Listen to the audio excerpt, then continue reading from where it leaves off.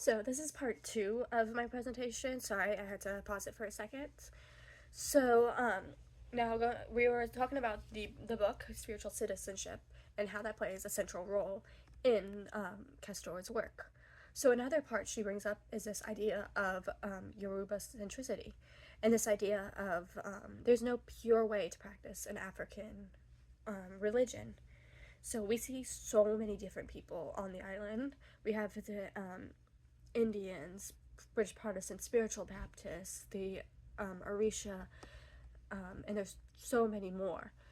So this plays a role in shaping how the religion is practiced on the island, because in one shrine they may practice it one way and the other another way.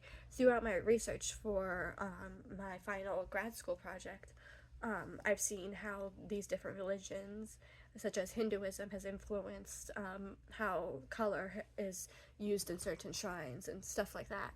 So we certainly see how there's no one way to practice this African religion, even though for many they kind of be like, oh, this is the right way to do it, or this is the right way to do it. But Castor shows that there is not one right way to do it.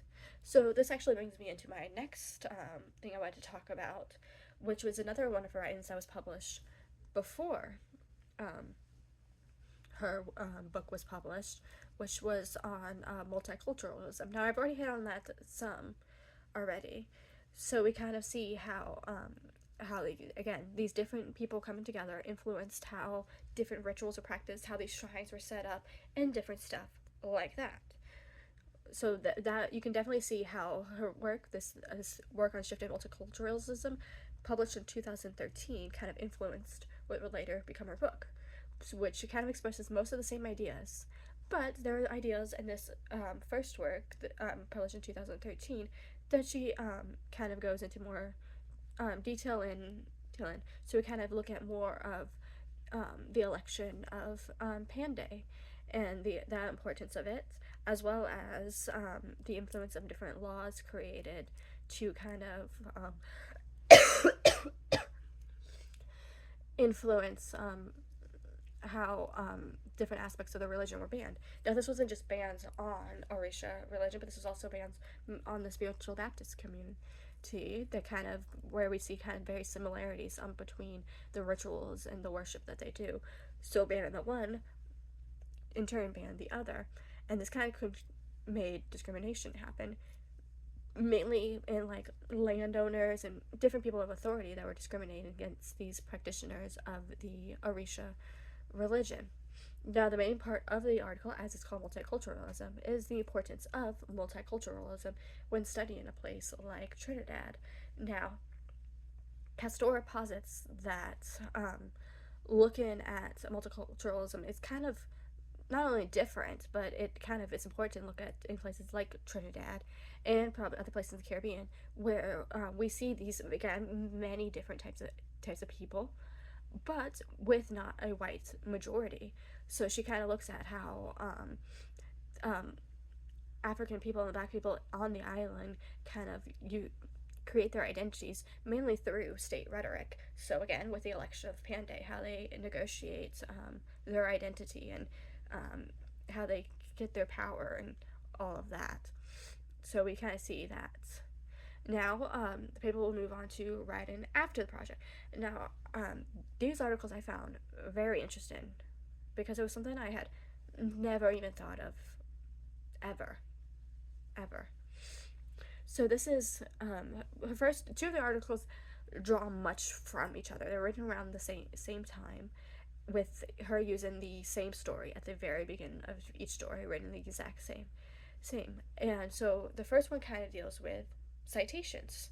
Now we've in grad school always learned about the importance of citations and giving people a voice. Well, she takes this a step further and giving something other than human a voice.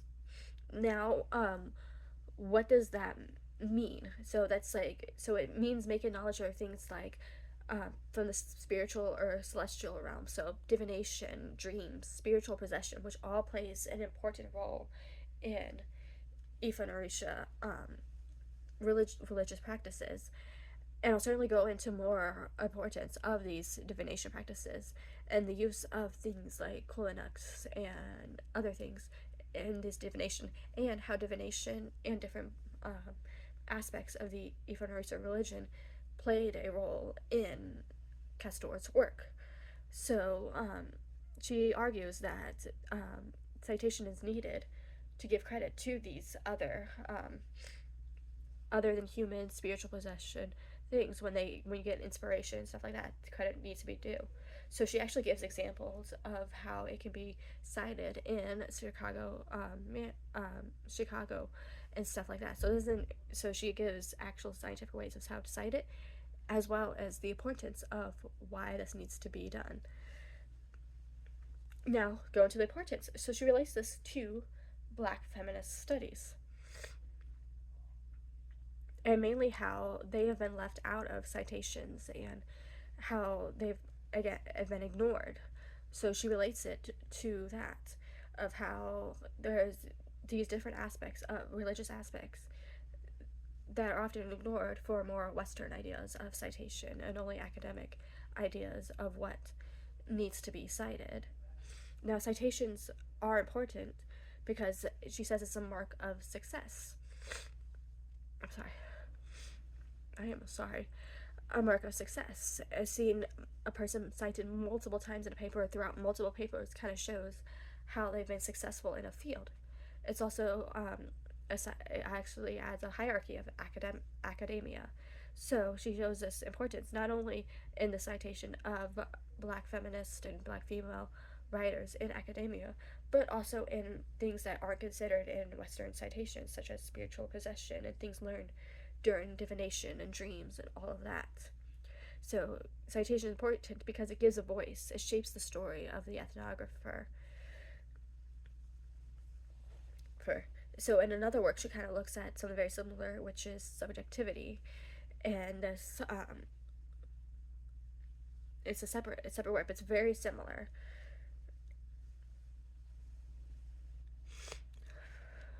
Which helps kind of give away from the objectivity of the subject, which kind of leads to discrimination of the subject that's being studied through ethnographic work. Now, there's having multiple subjectivities, and having multiple subjectivities relating to spiritual possession. So having multiple people and ancestors and different things inside one person. She talks about how that's holding more than one subject in one's body is definitely a part of anthropological inquiry. So these works I read were kind of short, so I do believe they do need to be expanded on. I definitely would like to read more on that matter.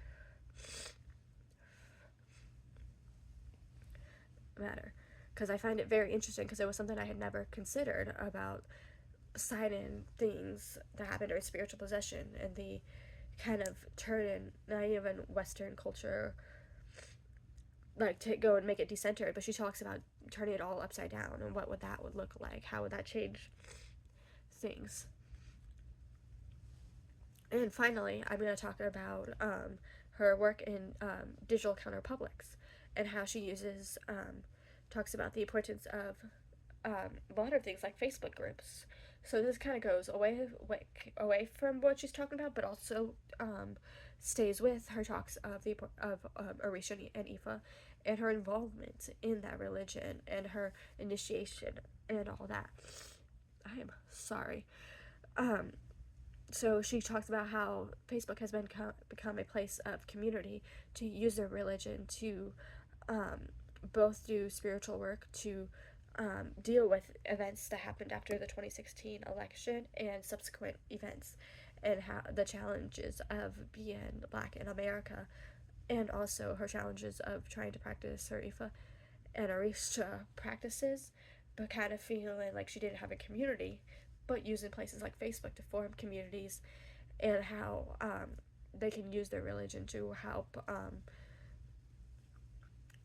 come together and kind of use divination and different things to try and give power back to the people who need it.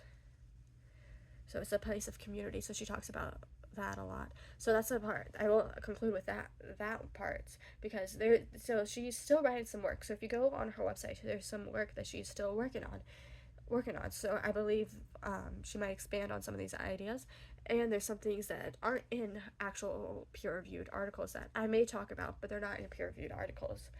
So I might talk about that more and her different ways of teaching, which we've already seen with like citations. That's a very important part of academic work in writing. So these are ideas I may expand on, but not hold focus to because they're not really peer-reviewed articles. They were just more news articles that she wrote herself that I do believe still play a role in the work. So this is my presentation on my project. Um, a lot of these ideas I will expand on more in my paper because a lot of it I kind of give you the brief parts of it. So thank you so much, and I hope you all have a good night.